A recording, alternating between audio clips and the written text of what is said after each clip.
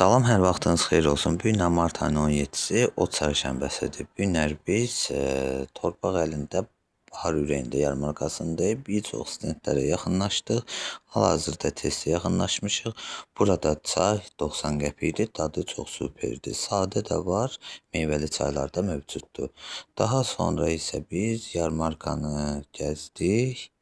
Dadından doymadığımız tavuk pilava gəlmişik. Burada dadı çox superdir. Daha sonra gəzərək yaxınlaşdıq Noodle Pandaya. Azərbaycanda bir ilk olaraq super hazırlanır.